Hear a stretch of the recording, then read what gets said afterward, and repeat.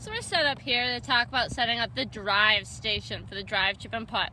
So in your kit, you will have these drive signs that you can set up at each station.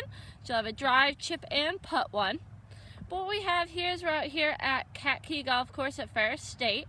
And we are getting ready to set up the drive station. The very first thing that we've done is we have went ahead and measured our 40 yards wide.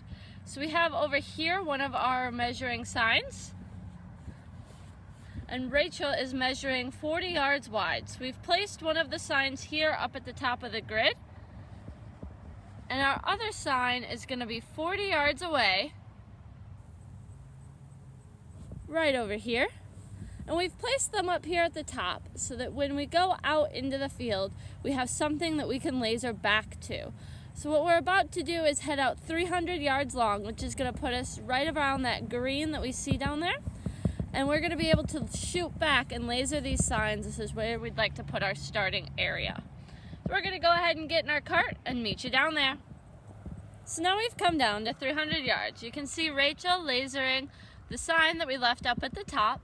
She's got her 300 yard distance, and then she's going to go ahead and laser across and hit 40 yards wide. So we have her sign set, and the sign on this side set as well. And we're going to start working our way back all the way up to the top. So she's lasered that side, and we're exactly 40 yards away. What we want to be careful of when we're setting up the drive grid is if you see this side here, which has a lot of those bushes and trees and shrubbery, we want to try to keep it outside of that grid. As we work our way back, we're going to want to keep a nice straight line heading all the way to the top of the field. But the reason we've kind of chose this side to demonstrate so that you can see how we're trying to keep a majority of those obstructions out of the way. Obviously, we're still going to get some limbs in the way, we're going to get a few of the branches, but a majority of this right-hand side is going to be out of play for the participants. And that's going to be easiest for them as we go through and for scoring the competition. So if you can, make sure that some of your obstructions are out of the way. It doesn't have to be perfect, but if we keep the big ones out, that's our goal. So now Rachel's going to finish setting the grid. She's measured 20 yards from the sign directly behind her. So she's always going to be lasering the sign directly behind her. It's a little bit easier to hit. It gives you a more accurate reading. So she's hitting that 300 yard sign, lasering 20 yards, and she's going to place the next sign. And now she's going to laser across from her where we have an additional staff member who's out there to make sure that they both stay 40 yards away from each other as they continue to work their way back. So it's really important to have two people here setting up the grid to make sure that that grid stays 40 yards wide. And as Rachel continues back, she's going to make sure that she's placing the signs in as straight of a line as possible. So now she's going to go out to that 260 yards and place that next sign, all while making sure that she's lasering the sign directly behind her so that it gives her a more accurate reading. And then before she places that sign, she's going to make sure she's staying in a straight line and continuing to be 40 yards away from the person on the other side of the grid. So she's lasering that 20 yards here right now. She's placing the sign and she's making sure that she's 40 yards away from the other staff member. And then she's taking a look and making sure that she's placing those signs in a perfectly straight line. And she'll continue back and set all of the signs all the way up to that very beginning. So your line should be out and looking nice and straight.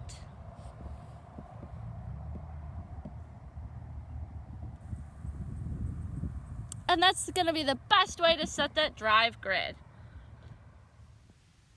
So this video is a time lapse of setting up the drive station at the Warwick Hills training. So you will see a few extra people out there than what is needed to set up the drive station. We recommend having 2 staff to set up the drive station. If you only have 1 person, it is doable. Just anticipate it taking a little bit longer. So the first thing you're going to want to do when you're setting up the drive station is go ahead and measure that 40 yards wide right up at the top. When you measure that 40 yards wide, you can go ahead and take a look down that line and make sure that you are trying to avoid any major obstacles. For this example, you can see over on that right-hand side, we do have a line of trees. So we want to make sure that the trunks of those trees are outside of the grid. If a couple of limbs hang into the grid, that's okay, but we'd like to get a majority of those obstacles out of the way. So what we did is we measured 40 yards wide right up at the top of the grid, and then we placed a couple of signs up there, some of our 25-yard signs, so that we had a target to laser back to and we know where we wanted our grid to start. And then we go all the way out 300 yards long. We're using those signs that we left up at the top to laser back to so we can get that 300-yard distance.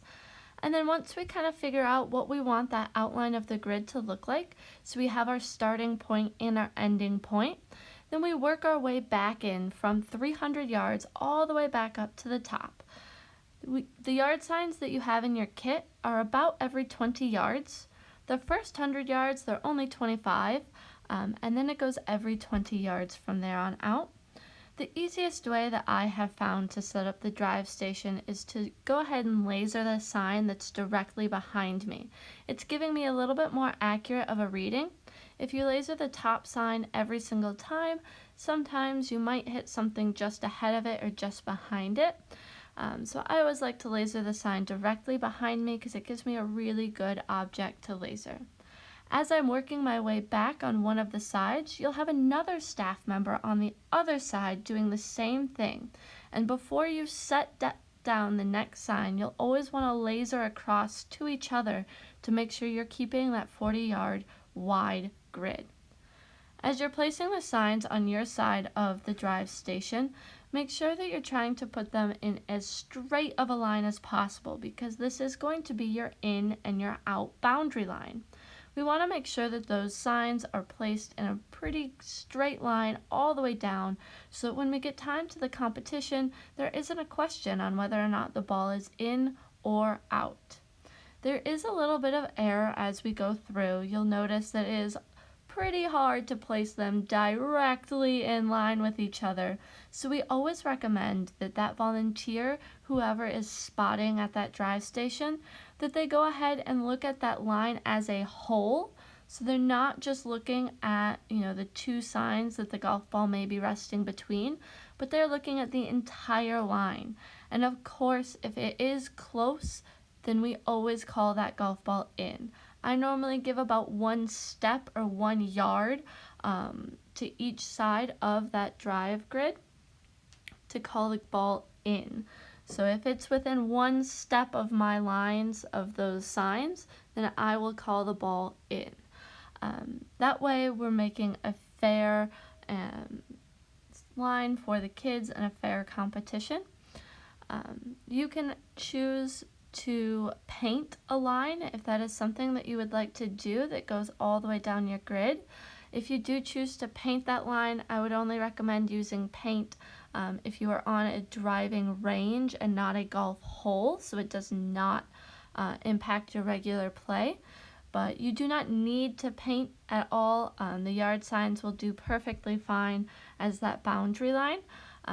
Just if you can, try to keep those yard signs in as straight of a line as possible, and that will really help out your volunteers when it comes to competition day on determining whether a golf ball is in or out.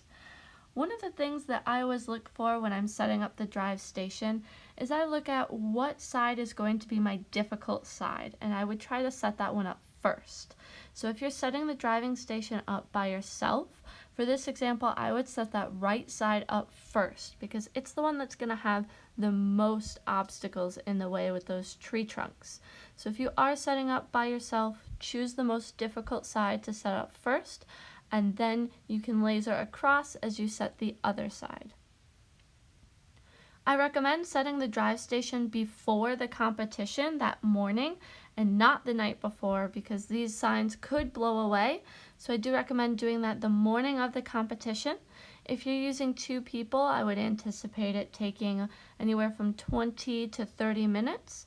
And if you have 1 person setting up that drive station, it could take you 30 to 45 minutes. So make sure you budget enough time in the morning to set up that drive station, and then you will put your drive chip and putt tee markers right in the center, and make sure you put them far enough apart so that a right-handed golfer and a left-handed golfer have the same opportunities to hit down that grid. So that's a little bit about setting up the drive station. If you have any questions, please let me know.